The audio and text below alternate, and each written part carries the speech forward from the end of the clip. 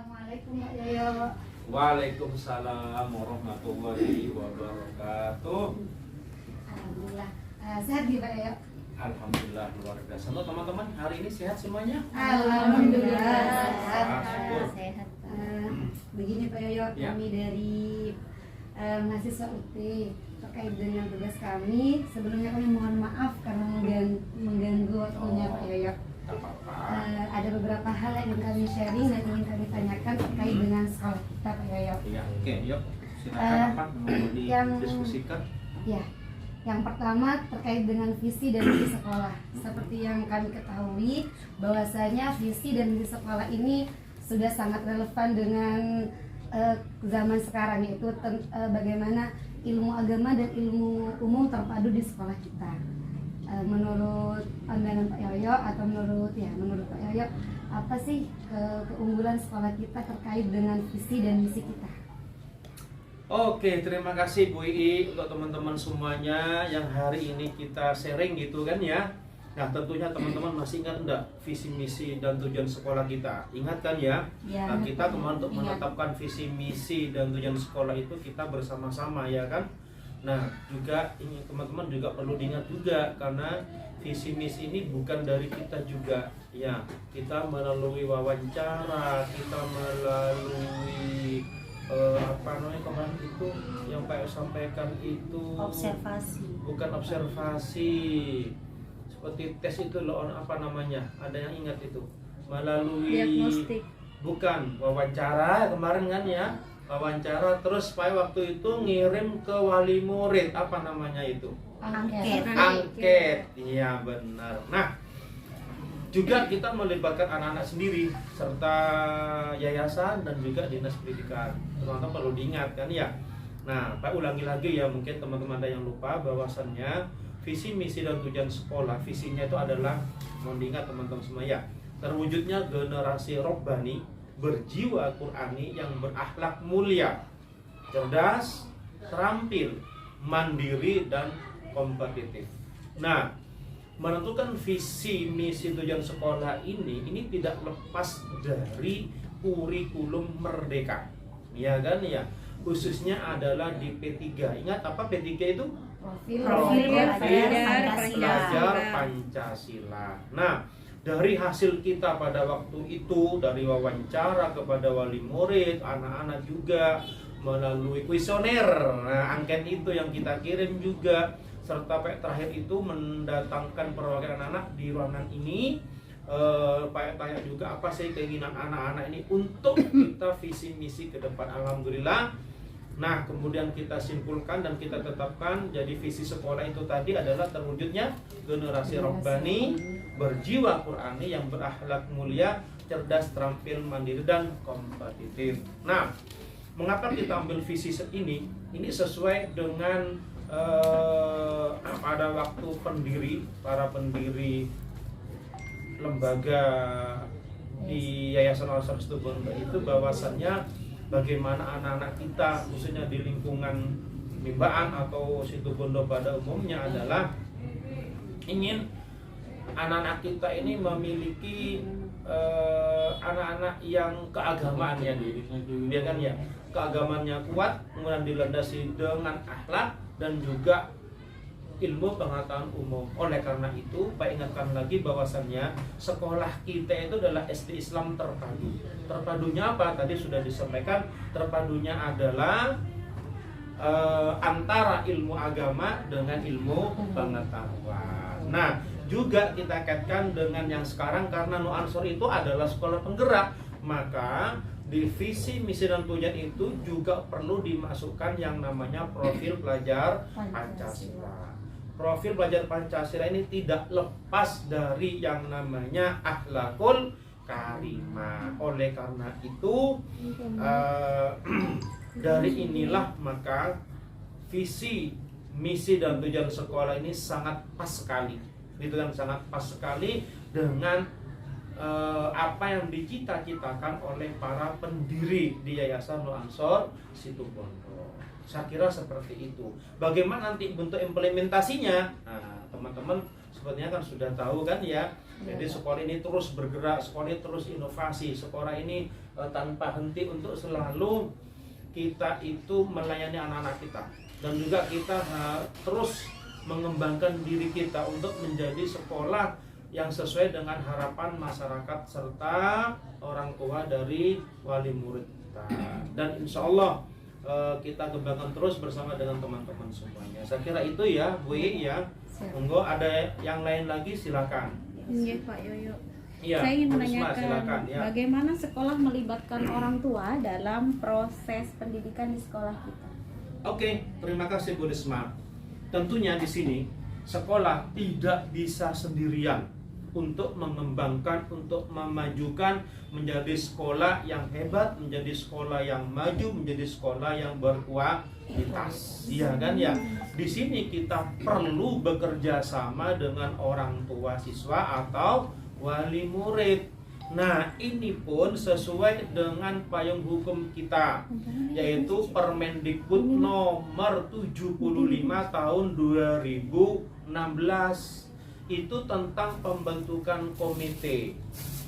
Nah, dengan ini maka sekolah wajib untuk mengembangkan, untuk bekerja sama, di mana itu dikenal dengan manajemen berbasis sekolah, ya kan ya. Tentunya program kita, kemudian juga ke depannya bagaimana sekolah ini tidak lepas dari kerjasama sekolah dengan wali murid kita. Kita tidak bisa punya program kita langsung ujuk-ujuk kita kembangkan, tidak bisa.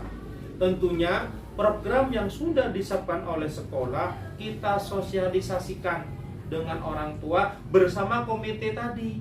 Walaupun kita swasta, kita juga berhak untuk kita membentuk yang namanya komite sekolah, karena sudah ada dasar hukumnya, ada payung hukumnya. Lah dengan begini maka program-program sekolah ini tentunya ketika sudah disampaikan kepada orang tua, maka kita ingin apa? Program sekolah ini kan berjalan. Tentunya yang pertama adalah mendapat dukungan dari orang tua. Percuma program apapun, sebagus apapun, namun tidak pernah mendapat dukungan dari orang tua, maka program ini akan menjadi program yang sia-sia. Yang oleh karena itu sangat penting kerjasama antara sekolah dan orang tua. Karena ingat, indikator kemajuan pendidikan itu teman-teman, saya ingatkan lagi, pertama memang pemerintah. Pemerintah di sini, ini siapa pemerintah di sini? Kemendikbud, ya kan ya, Kemendikbud, pemerintah provinsi, pemerintah daerah, otomatis dinas pendidikan. Ini yang pertama dulu indikatornya kan ya. Yang kedua siapa? Guru. Nah, guru di sini siapa? Sekolah, ya kan ya. Ada orang tua, wali murid, ada siswa. Nah, namun ketika ini kita empat-empatnya sudah kita kolaborasi, kita kerjasama, maka program-program sekolah akan berjalan dengan sesuai harapan kita.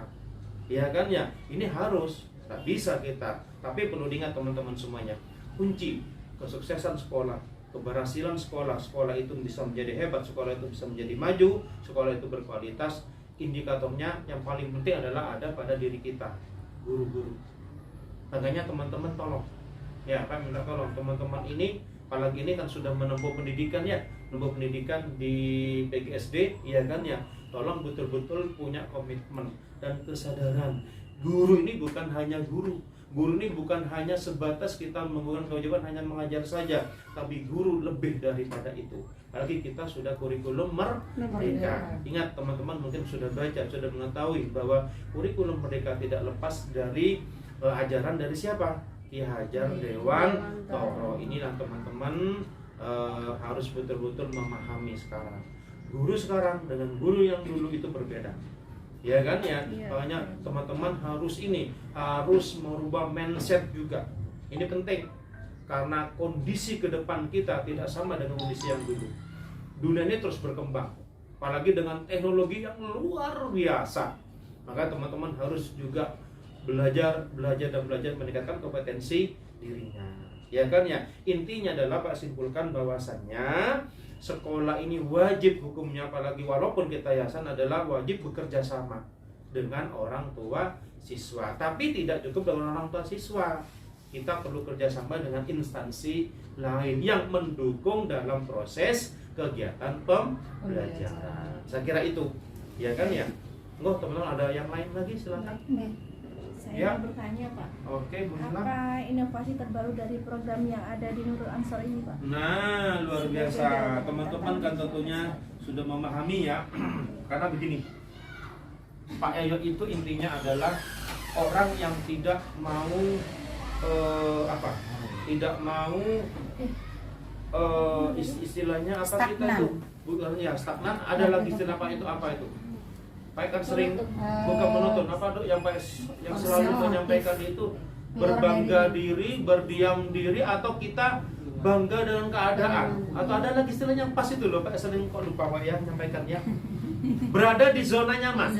Nah ya kan ya, ingat. Jadi kalau teman-teman sama dengan Pak Yoyo, jangan kita berpuas diri, jangan teman-teman berada di zona nyaman. Ketika teman-teman kita berada di zona nyaman, maka kita akan tertinggal jauh dengan sekolah lain. Ya kan ya? Oleh karena itu teman-teman juga harus selalu berinovasi biar tidak ada di zona nyaman ini. Nah, oleh karena itu tentunya teman-teman sudah paham kita harus selalu berinovasi. Apa program yang sudah atau program baru ke depannya? Nah, kita ingat dulu, kita balik kepada tahun pelajaran kemarin. Program baru adanya kelas tahfidz. Ya kan? Nah, ini kita alhamdulillah mungkin satu-satunya sekolah mungkin di situ Bondok. Pak tidak berbicara itu adalah untuk pesantren, silakan. Tapi kalau di SD mungkin satu formal. iya sama pendidikan formal SD ya. Insya Allah mungkin hanya Nuansor yang mengadakan kelas tahfidz. Nah, ini salah satunya tadi kita kembali kepada visi terwujudnya generasi Robbani. Nah, di sini ini loh. Ya kan ya, maka pas sangat relevan sekali dengan kita itu ada program unggulan yaitu kelas tahfidz. Kemudian juga selain yang lain itu, maka ingat saat ini kita mengembangkan apa? Ingat teman-teman apa? Program robotik. Iya kan? Lah, mengapa program robotik? Karena ke depan sepertinya kita kan teknologi dibutuhkan. Nah, oleh karena kita ini menyiapkan sedemikian rupa, menyiapkan anak-anak kita untuk hidup di masanya.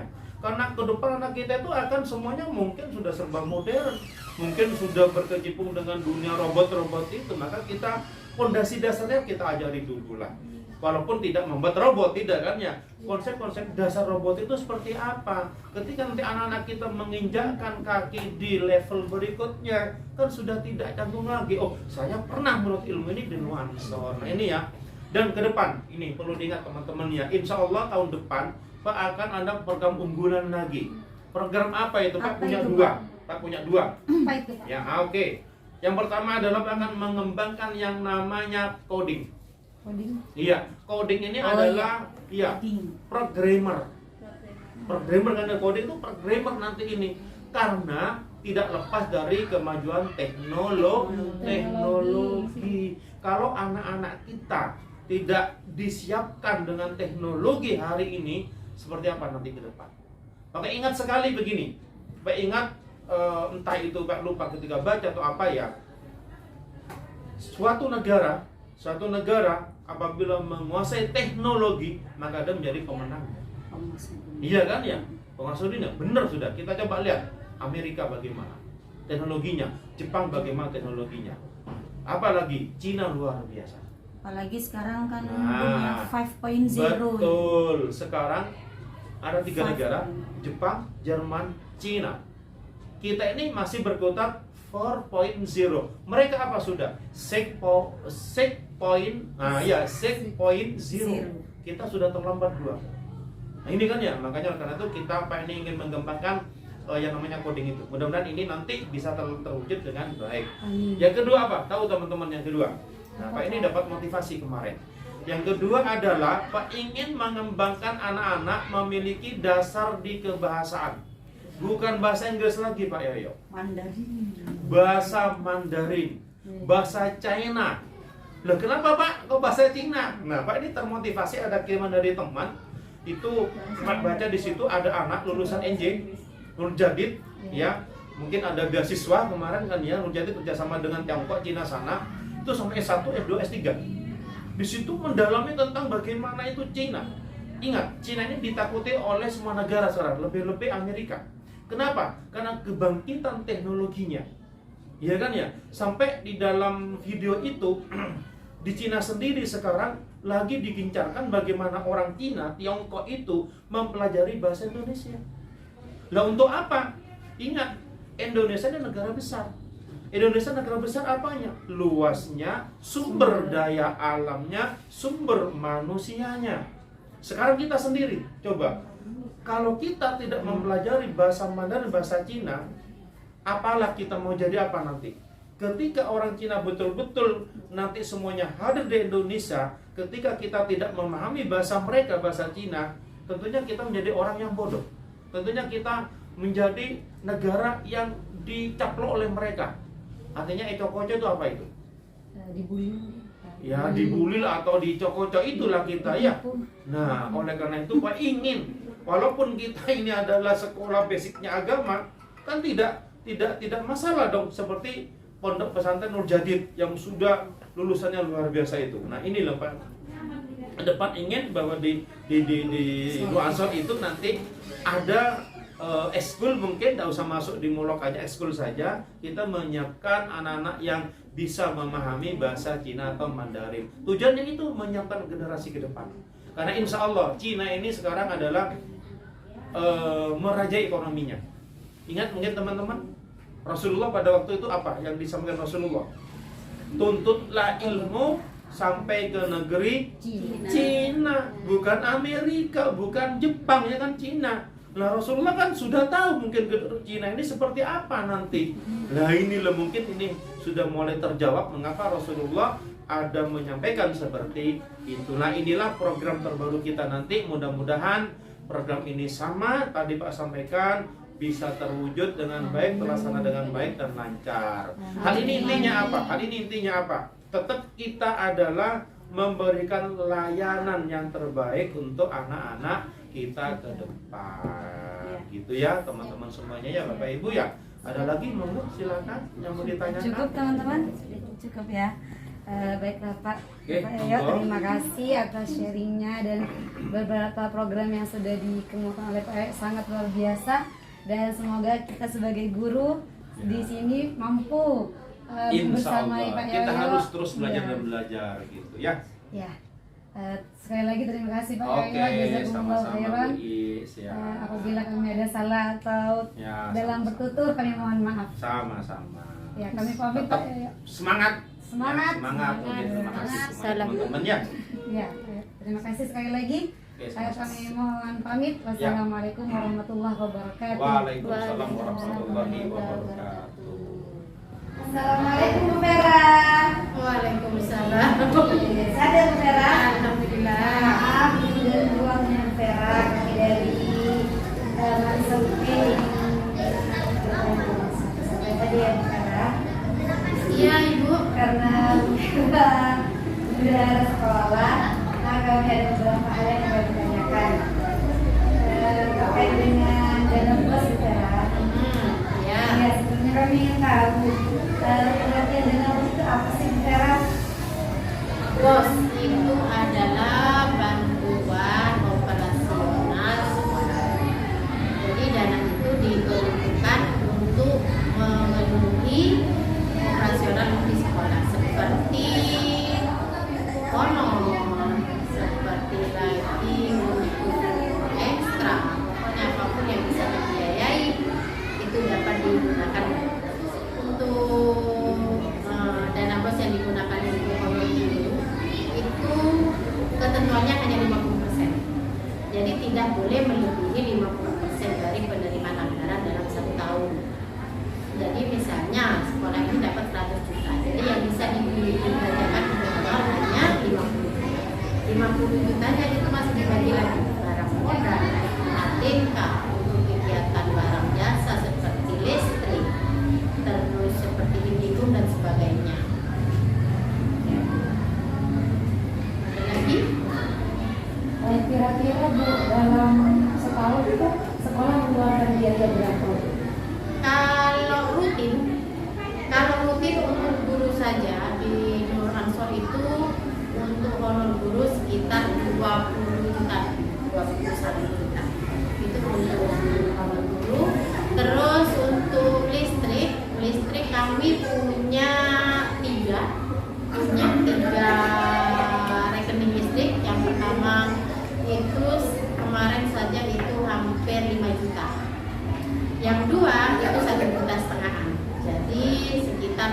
sampai 8 juta itu listriknya. Sedangkan IndiHome yang 100 itu ada 2, yang 50-nya ada 1 sama 30 Mbps. Jadi sekitar 2.700.000 per bulannya. Jadi itu rutinnya, belum lagi untuk ekstra juga rutin karena di sekolah kami itu ekstranya sangat banyak peminatnya juga. Jadi 1 bulannya hampir 10 juta, kurang lebih sedikit lah dari 10 juta itu per bulan. Iya, tergantung sekolahnya kan, setiap sekolah punya kebutuhan masing-masing. Mungkin sekolah yang kecil ekstranya tidak terlalu banyak, listriknya juga tidak terlalu besar seperti di sini. Jadi kalau di sini itu besarnya di situ karena kita kan kayak 4 sekolah dijadikan 1. Dapatnya juga banyak, dapat bos kami juga banyak. Terus pengeluarannya juga banyak karena apa? Semua gurunya di sini kan swasta. Jadi banyak dialokasikan juga untuk guru. Jadi untuk sentra. Dari Ibu langkah-langkah penguatan atau efisiensi dalam manajemen dana kos. Kemarin dinas itu menyarankan untuk menghemat ATK karena di ATK kami dianggap boros sama dinas. Tiap tahunnya itu sampai beberapa. Akhirnya kemarin dibatasi dalam 1 tahun hanya boleh membeli sebanyak 30.000. Akhirnya kami siasati dari uang bos itu hanya membeli segitu tapi tetap kurang. Jadi dibantu oleh paguyuban sekolah untuk melengkapi seperti kebutuhan kelas, kertas-kertas itu mereka membeli sendiri untuk kebutuhan kelas. Jadi sekolah hanya menyediakan untuk kita. Kita kan sekarang betul-betul memberikan masih ada namanya kegiatan di rumah. Apakah di rumah juga anggaran? Iya, alhamdulillah sekolah kami itu termasuk sekolah penggerak. Jadi kami mendapatkan dana khusus sekolah penggerak itu dikhususkan untuk kegiatan kurikulum merdeka. Seperti pemenuhan buku, di situ mengambilkan dari situ. Terus ada lagi sumber daya manusianya, gurunya untuk mengadakan IHT dan kegiatan P5 yang bisa dibiayai oleh sekolah. Jadi diambilkan dana itu. Terima kasih Bu Vera atas waktunya, juga atas ilmunya dan sharingnya. Kami mohon maaf apabila selama wawancara ini salah keliru dalam perkataan. Terima kasih sekali atas waktunya dan kesempatannya. Semoga selalu sehat. Kami Kita akhiri ya Bu Vera. Kali ini semoga berkah dan manfaat. Assalamualaikum warahmatullahi wabarakatuh. Waalaikumsalam.